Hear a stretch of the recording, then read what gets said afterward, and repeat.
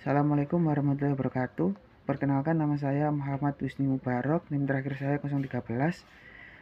Di sini saya akan menjelaskan konsep dasar server side script dan client side script.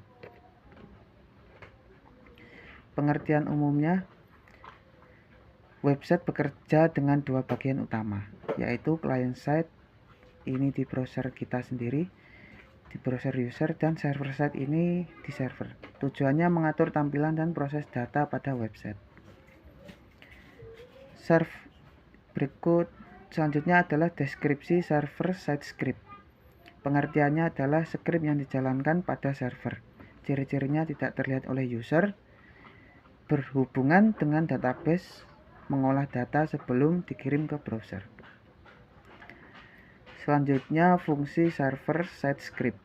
Fungsinya adalah mengolah data dari user, mengakses database, mengatur login dan autentikasi, dan menghasilkan halaman yang dinamis.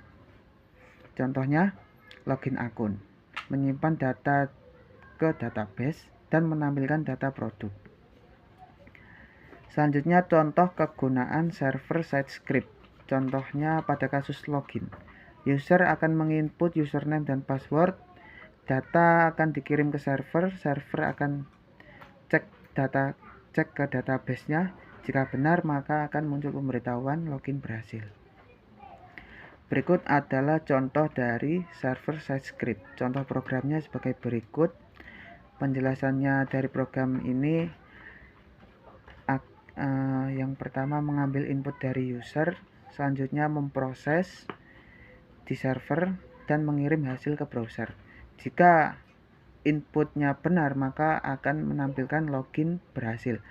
Jika salah, maka akan menampilkan login gagal. Selanjutnya adalah pengertian dan deskripsi dari client side script. Pengertiannya, script yang dijalankan di browser kita, browser user.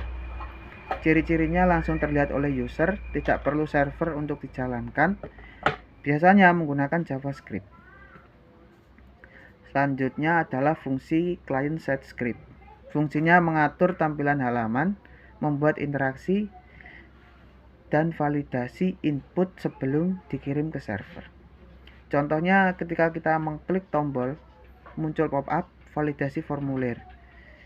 Validasi kayak ketika kita mengisi formulir dan belum kita isi, maka akan muncul pemberitahuan pop-up-nya tidak boleh kosong, seperti itu. Contoh kegunaan dari client side script. Contohnya pada kasus validasi form. Ketika user mengisi formulir login, jika user belum mengisi salah satu dari formulir tersebut atau kosong, maka akan muncul peringatan dan ini tidak perlu dikirim ke server.